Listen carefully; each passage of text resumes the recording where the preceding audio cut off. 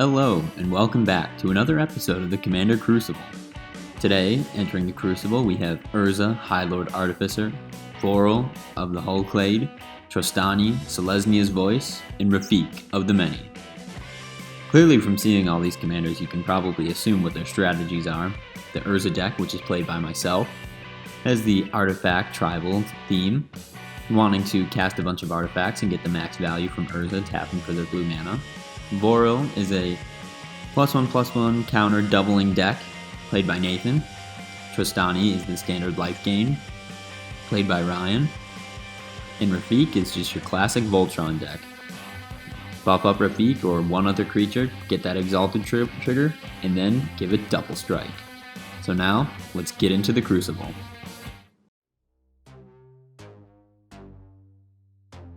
Tim starts the game off with a Plains and passes to Nathan. Nathan plays a Terramorphic Expanse, sacrificing it to go and find a forest. I play a Ghost Quarter and pass to Ryan, who plays an untapped Bountiful Promenade and passes to Tim. Tim boasts as he'll play his own Bountiful Promenade, tap for 2, and cast the Sword of the Animist.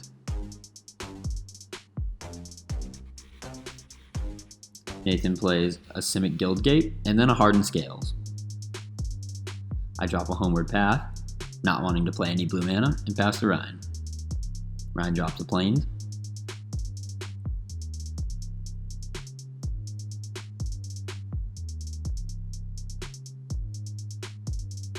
Tim then drops a Plains, not wanting to play blue either, and taps 3 for the Sword of Body and Mind.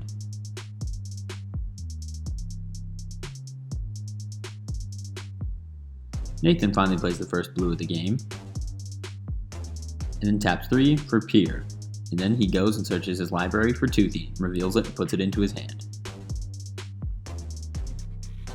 I finally play the island,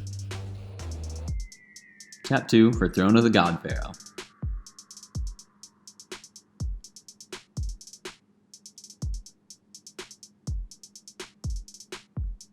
Ryan plays a Plains, and taps 3 for Cultivate. He puts a forest to the field, and another in his hand. Tim drops a forest, and passes to Nathan, who immediately plays Toothy. I drop another island, and play a Thran Dynamo.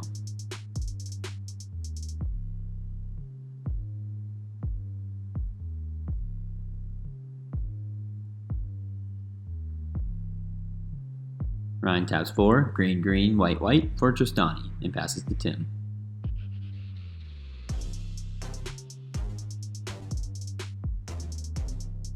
Tim drops another Plains, and then plays Sphere of Safety for 1. So we can't attack him unless we pay 1 mana for each enchantment he controls. Nathan draws a card, and puts 2 1/1 counters on Toothy for the card he draws, for Pier doubling it, and Hardened Scale, for Pier putting another one, and Hardened Scales putting another one. Then Nathan plays the Song of Freylease, followed by Raulesk. He gets to distribute 2 1/1 counters to any creature, and he puts them on Pier, which gets buffed by himself, putting an additional 1 for each counter, and then Hardened Scales doing it, giving him +6. He passes to me, where I play an Urza's Tower, followed by the High Lord Artificer himself.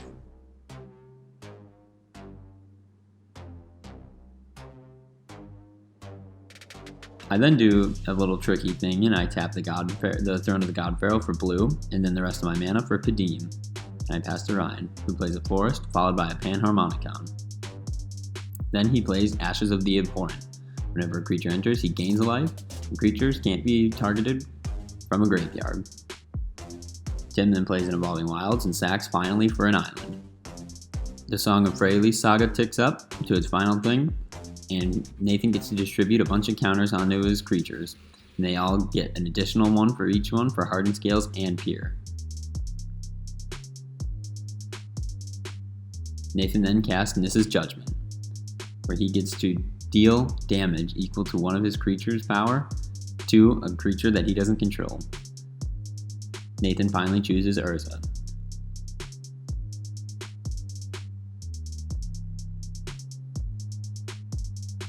Nathan then moves to combat,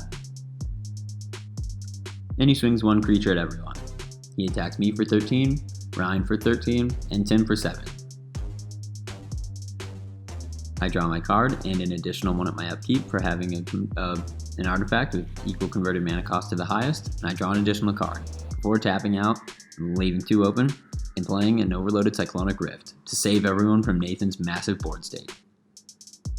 I then go to combat, swinging my Construct and Padim at Nathan, and then everyone loses 2 life because I had 2 tapped creatures at my end step from Throne of the God Pharaoh.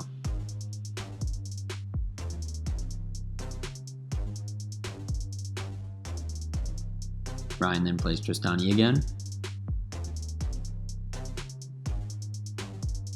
followed by his Ashes of the Abhorrent.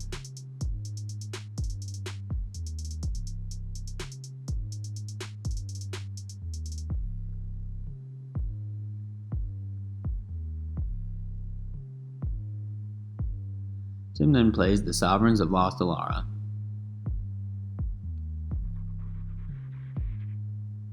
Nathan immediately drops his Hardened Scales again.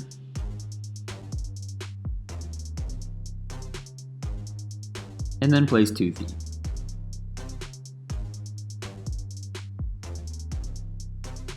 I draw 2, again with Padim, and drop an Inventor's Fair for my land for turn.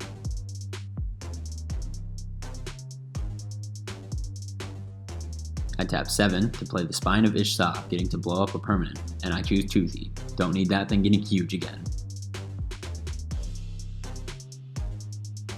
I then count up my non-creature artifacts in the equal greater than 10, and I get to drop the Metalwork Colossus for free. I swung at Nathan with my Construct and Padim, and then only realized that I had the Lightning Greaves in my hand, so I dumped those and attached them to Padim. Ryan plays a Panharmonicon, and Audric, Lunar Marshal.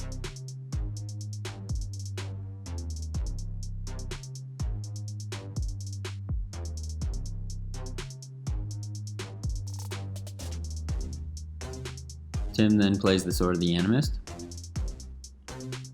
and equips it right away onto the Sovereigns of Alara.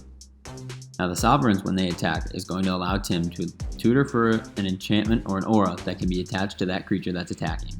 So he attacks Nathan, then he searches his library and attaches Bear Umbra onto the Sovereigns of Alara. He doesn't get to untap his lands as the Bear Umbra activates on the attack, and the Sovereigns of Alara were already declared attackers, so next time he attacks, he'll be able to. Nathan then brings out Vorel the Hull Clade and Pier.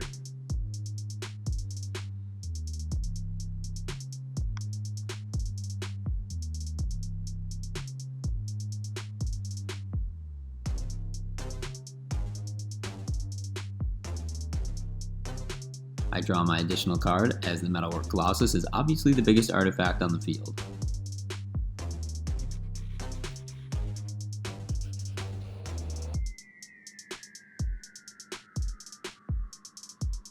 I play an Unwinding Clock.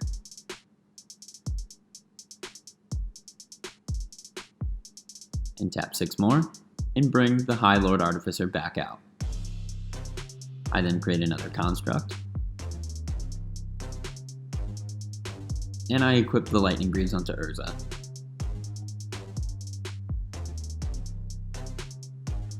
I then tap the Spine of Ishsa, the Throne of the God Pharaoh, the Unwinding Clock, and the Summoning Sick Construct for 5 blue mana, and then I cast the Kodoltho Forge Master.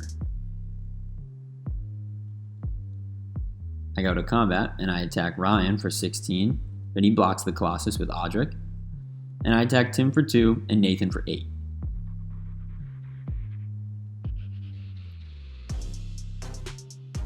I then tap the Kodoltho Forge Master, just to get another Throne of the God Pharaoh trigger, and everyone loses a bunch of life after combat. I untap all my artifacts with Ryan's untap step with the Unwinding Clock.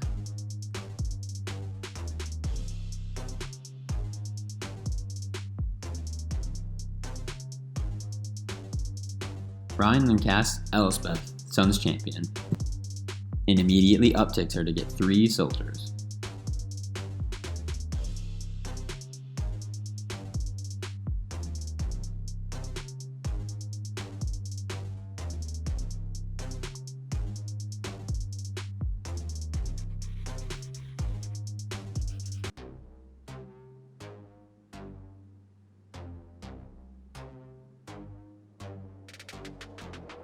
Tim then plays the Battle Grace Angel, followed by the Sword of Body and Mind. He then moves to combat and swings at me, and tutors for another aura, which is Steel the Godhead, making his creature unblockable and have lifelink.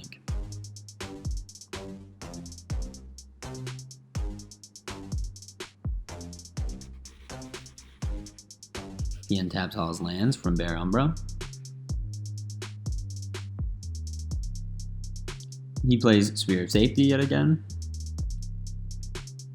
and a Sublime Archangel. Nathan untaps, draws, and plays the Sage of Hours. And let me just tell you, this is where things get crazy. I tap Urza. I tap 5 artifacts to activate Urza's ability to hopefully activate something to get rid of it, but no luck. Nathan then casts Increasing Vengeance, targeting the Sage of Hours. So he puts 5 1/1 counters on the Sage, which gets him an additional 5 because Peer and the Hardened Scales activate to put more 1/1 counters on him, being at 10. Nathan then removes the 10 +1/+1 counters to take 2 extra turns. Nathan then casts Rowlix, the Apex Hybrid, giving the Sage 2 more counters, being doubled by the Hardened Scales and Peer.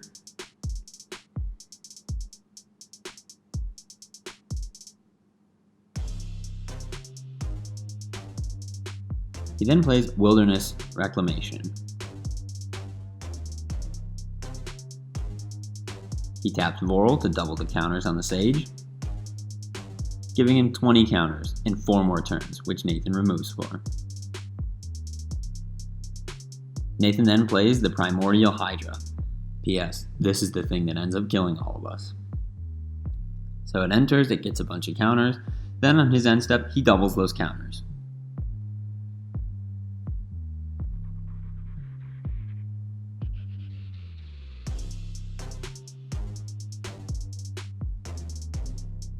Nathan plays Anissa, Voice of Zendikar, and +1 from Pure. It enters with an additional loyalty counter, and he +1s to make a plant token. He goes to another end step and doubles the counter on the Hydra to 54 counters.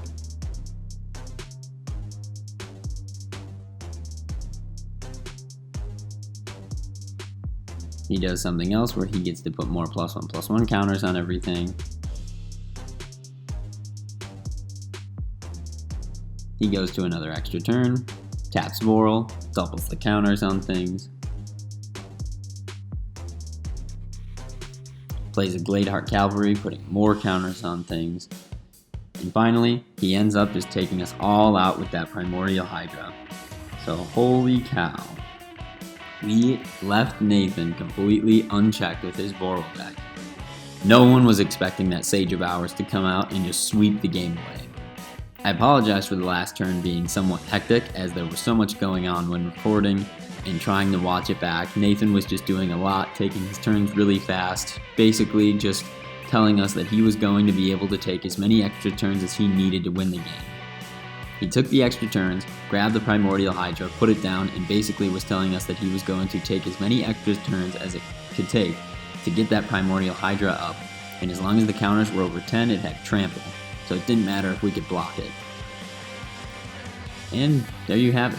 My Urza deck, I think, did very well. I definitely built this deck to be a flavor win, where it has no Phyrexian cards, it has no counter spells, it's just meant to be an artifact, good stuff, superpower, play your artifacts, get the blue mana from them, and just try and go off. Obviously, Nathan's Vorel deck is built to just double the power on things and take as many extra turns as he can with Sage of Hours. Ryan's life gain Trostani deck didn't really get to shine too much, as I Cyclonic Rift really early on, and he really just didn't get a lot of things to stick. But if his Elspeth would have stuck around for a few more turns and his big butted creatures would have started coming in, I think we would have seen Ryan gain a ton of more life. Tim's Voltron deck did really well. It didn't really need to rely on Rafiq to get things going. I'm sad that he didn't play Rafiq, because having those double strike triggers I think would have really changed where the threats were on the board. If Tim were giving his Sovereigns of Alara double strike along with the Bear Umbra and the Sword of the Animist and finally being able to equip the Sword of Body and Mind, that would have been awesome to see. But he claimed that he didn't need Rafiq to start standing out and to start doing things. And I guess it's true. But it was a great game and a great time with friends. Thanks for watching.